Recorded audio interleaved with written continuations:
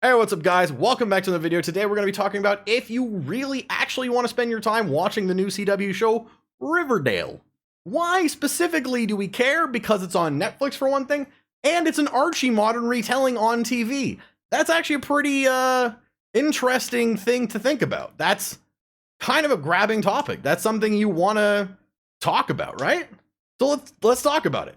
Before we get into it, no spoilers, and then spoilers after, so I'll let you know when there are spoilers, but Riverdale, let's talk about it. So, very much like the current Lethal Weapon show that's being made, Riverdale takes the original material and adds just more levels to it. It really refines the plot to quality of today, you know?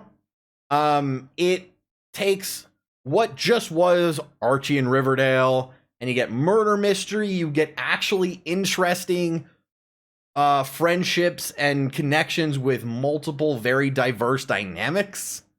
They do a lot of really cool and interesting stuff with the show. That's mainly why I think you should watch it. Also because I watched a CW high school drama about Archie, and I somehow didn't know that what was coming next. It kept evolving the plot. It kept surprising me. And I'm not really easy to surprise with pilots. You know, they're usually kind of obvious what's going on, and it's something you see to find out if you want to watch this show. But it was more than that. It was a genuinely interesting pilot, and it didn't feel like a CW pilot, except for the fact that all the characters were absurdly attractive and clearly older than 18. But that's a CW for you.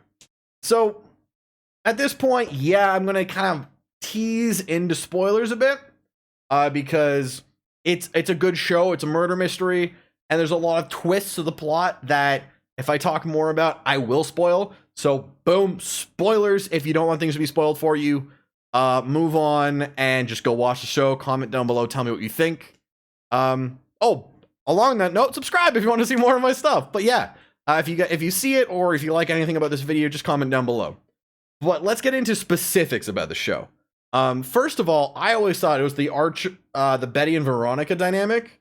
Betty, Archie, and Veronica dynamic was very, like, aggressive. Like, Betty and Veronica kind of hated each other at times.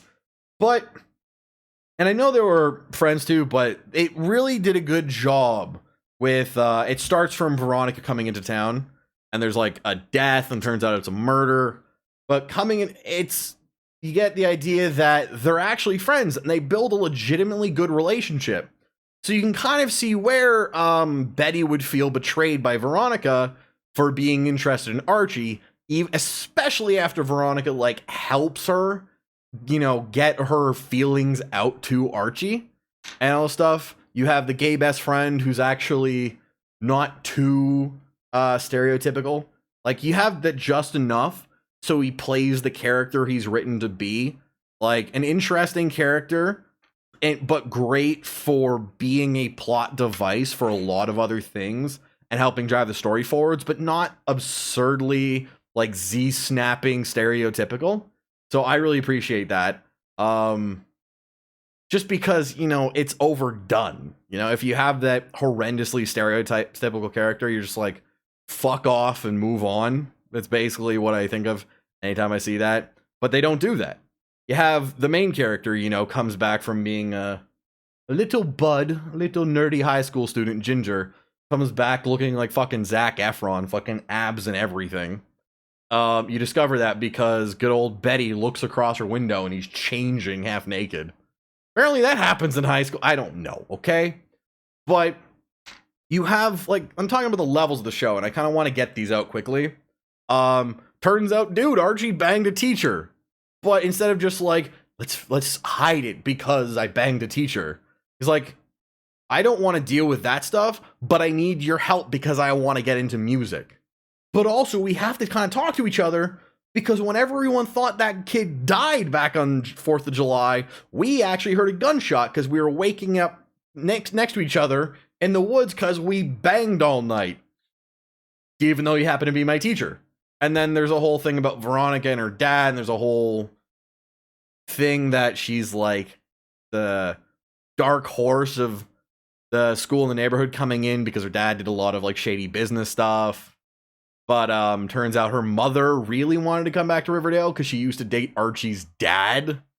And he was like the Betty to her Veronica.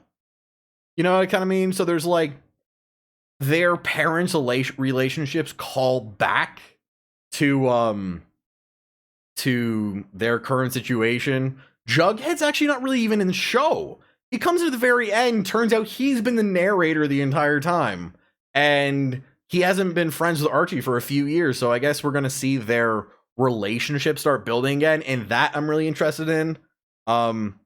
It's something to give credit for how all of these relationships tie into each other. It's very much like a Wheel of Time kind of thing, if you've ever read that series. Everything ties in together in some interesting way, but every one of these aspects individually is also very interesting. So like guy who died dated Betty's sister, and she went crazy or something like that, and Betty's mom hates the dude, which means she might have killed him.